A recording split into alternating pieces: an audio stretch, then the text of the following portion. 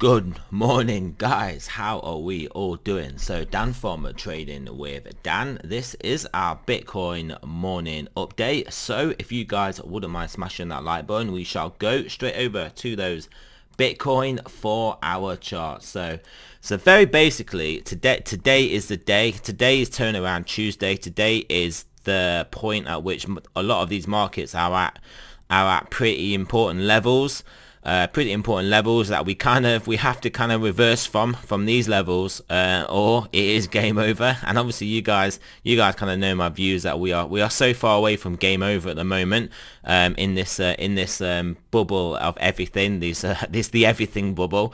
But yeah, so we shall have a look at these markets, and I'll show you exactly what I'm talking about. So yeah, as you can see, I was correct in the end, for being hesitant for drawing this as the bottom of our range, even though it was looking like it was a distinct possibility. But yeah, as you can see, today we clearly broke below that. We got down to the next level, which obviously would have been what would have been targeting breaking below. Had a very nice a very nice bullish wick, not a nice liquidity hunt wick. A nice dildo reversal candle, potentially. Well, it isn't potentially a doji candle, because it is, but it is potentially a reversal candle. Obviously, we'll see if we reverse or not. But yeah, so we have come at fully and formally tested the bottom of the range. We have wicked nicely below, and then got bought back up for a nice looking liquidity hunt. So now, do we now hold this level, start to trade back up, meander our way around, and find ourselves testing at some point in the future, testing the top half of the range? That is what is the big question, is the $64,000 question. Have we now fully tested, established the bottom of the range, established the top of the range, and now do we trade sideways within said established range? So yeah, not looking too as bad as it could do at the moment. Obviously, this long wick got bought back up, and then trading above that candle is clearly a good start. Don't forget, this is a 4-hour time frame. We don't look at anything lower than that. So 4-hour time frame is not the worst time frame to see something like this on. It's not like we're looking at an hour or a 15-minute or anything. So yeah, I mean, what we need to see next now is a close basically back above this level, because this is an important level. It's an important level. It just wasn't what I expected would be the bottom of the range. But yeah, it's an important level nonetheless. So if we can get back above, say 44,500, then yeah, things will start to look pretty good. 44,500, things will start to look pretty good, like a low of this range established. And then we have to play the game of, at that point, can we get back above this next resistance level of around 48,000, to fully confirm sideways within this range, and to fully negate this current clear downtrend we're in on this higher time frame. So that is literally what we're doing. But like I said, we've tapped this level now, we traded below, we're now bouncing off it. So let's look at some other indicators to kind of show maybe we have hit max pain, hit the bottom. The first of which, let me go to my correct chart. The first of which is obviously here, which is the Ethereum BTC pairing. This was basically what we're looking at as one of our most important levels to break above. We'd kind of wicked above, well, not wicked above, but we kind of traded above a little bit, rejected. Then we broke it pretty emphatically, and we've now just come back down to it, and we have currently held it. So obviously this is an important level. We hold this level and bounce and move back up from here. Then yeah, I mean, that this clearly indicates people are more happy taking risk again in the Bitcoin market. That's kind of how I look at this. I kind of look at this as the risk barometer. Obviously, Bitcoin dominance as a whole is, but I kind of think that Bitcoin dominance does include a lot of certain crazy other wild alts that can do things. And I do think the battle time and tested main altcoin to judge Bitcoin against, insofar as what risk the market wants to take, is Ethereum.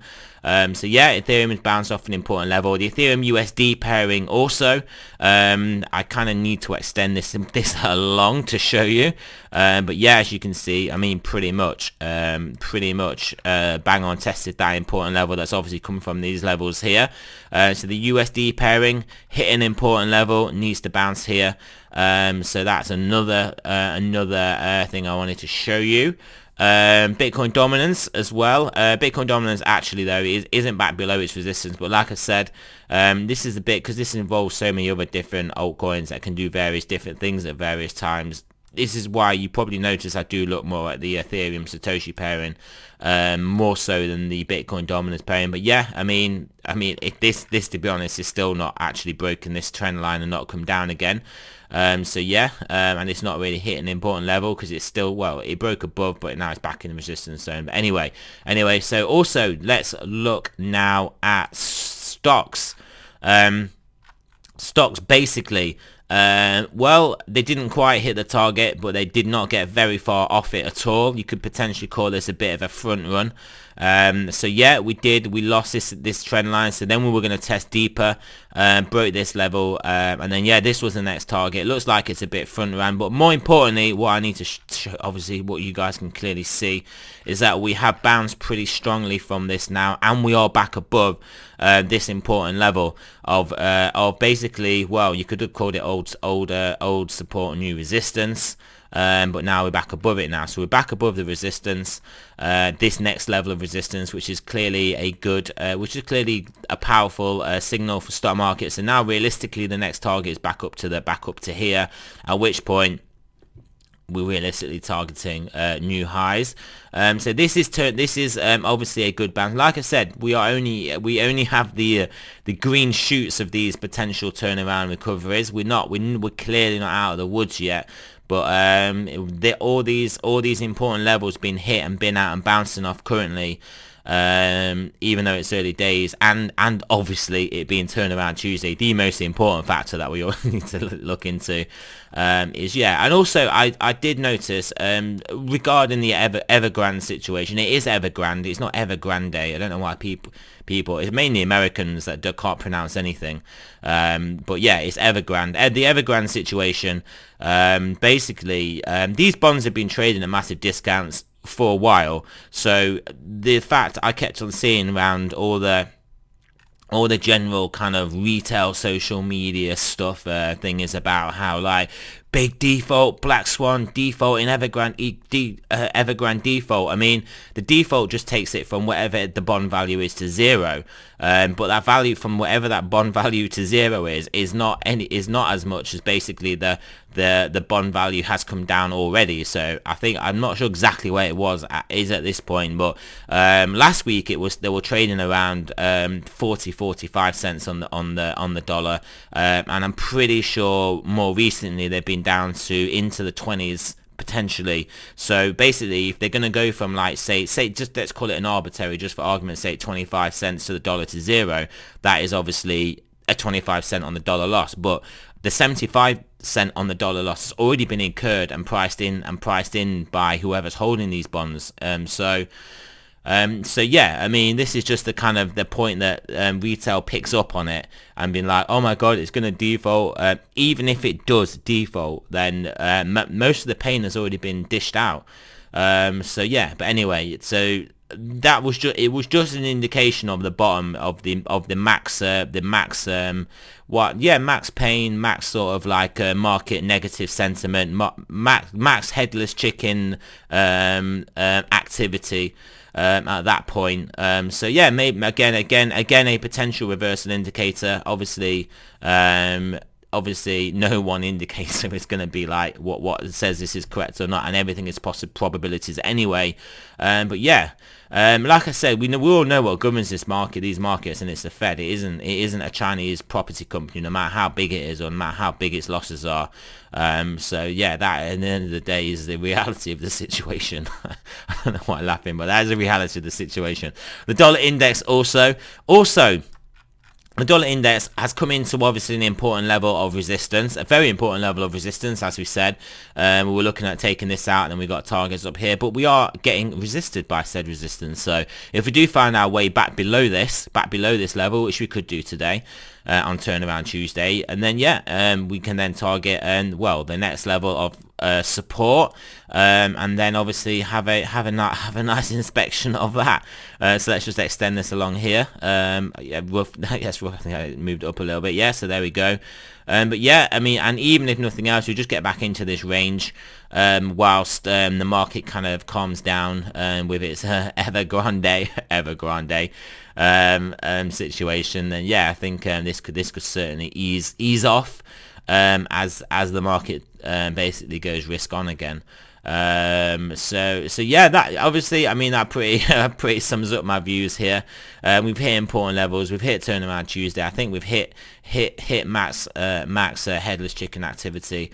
And yeah, I mean it's just as good a point as any. I mean, clearly we could just get a dead cat bounce to a certain level.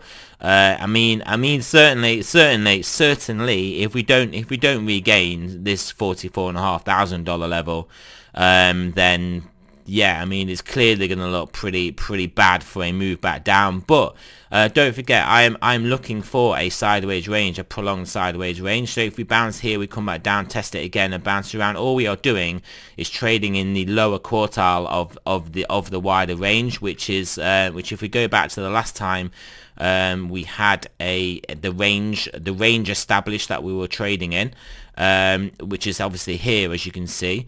Yeah, we did spend some time in the lower quartile, not too much, but I mean, we did kind of bounce off it quite nicely. But yeah, I mean, it is possible for us to spend some time down here and test lower. But yeah, we do get strong bounces off it, and then yeah, we can still get pinned down in the lower half. So all I'm kind of saying is that when we have an established range, it is okay for us to trade in lower quartiles, lower halves, trade sideways, break back above, break back down. Just ultimately the main thing is that we just don't lose the lower level. And I mean, we're close to it now. We've had a pretty aggressive move down. We could break it and come back lower, at which case then we target lower, in which case we target realistically we target down here about $35,000, maybe a bit of a bounce around here. But yeah, that would be our next major target.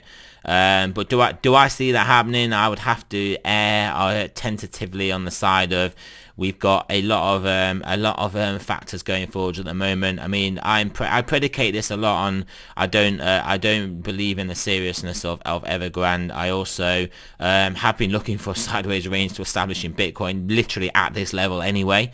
Also, stocks look like they're bouncing pretty convincingly and back above important levels. DXY looks like it's easing off and didn't even realistically get up to any sort of really scary levels. I mean, the DXY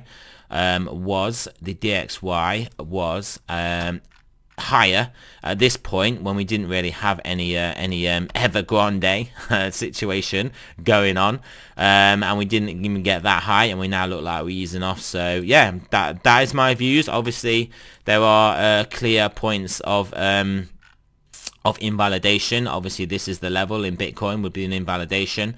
I always click on the wrong one. This is the one with my other charts on. DXY get back above here clearly won't look good. Stock markets, realistically stock markets have come a long way now. So I mean, say realistically again, but yeah, realistically if we do get back below here, then yeah, maybe we can then come down and maybe look for lower levels, but maybe we do just look for a test down of this level again before then making it back up. That is if we are gonna come down, but I think we've got every chance of a number go up as usual. So yeah, I mean, let's look at stochastics. They are potentially going to be a bit wrecked, yeah, 4 hour all the way down, but got some upward momentum going on here. For what it's worth, a 4 hour, 10 hour is getting down to that low level now where it can turn up and give us some upwards momentum at some point. 12 hour still coming down, daily turn back down, 2 day still sort of down there, but threatening to turn up at some point. 3 day coming down, 5 day coming down, down. Weekly also sort of topping out here, but if we do move back up, I sort of would expect this sort of kind of price action here where the weekly does hold up here. Bi-weekly still slightly pointing up, plenty of room to run, and we don't really need to look at the monthly, but yeah, monthly doing its thing. But so yeah, I mean, like I said, this is an inflection point. A lot of levels hit in a lot of markets, in a lot of different markets. So is this going to be the turnaround Tuesday? And then is it a case of, do we go onwards and upwards to new all-time highs in Bitcoin and stock markets, etc., or do we just put in a weaker lower low, a weaker lower high, basically just a lower high, and then come back lower, and then yeah, really go for some really deep retracements, at which point I think it could start to get pretty messy at that point, because if other like market participants are seeing the kind of the levels that I'm sort of seeing in lots of different things now, if we take these out and just keep going down from here, not just Bitcoin stocks, keep moving up in the dollar, all that stuff, then realistically, it's just where is the bottom? Where is the bottom at that point? So yeah, that is it, guys. Remember, this is not financial advice. I'm not a financial advisor. Always do your own research, and I shall speak to you guys soon.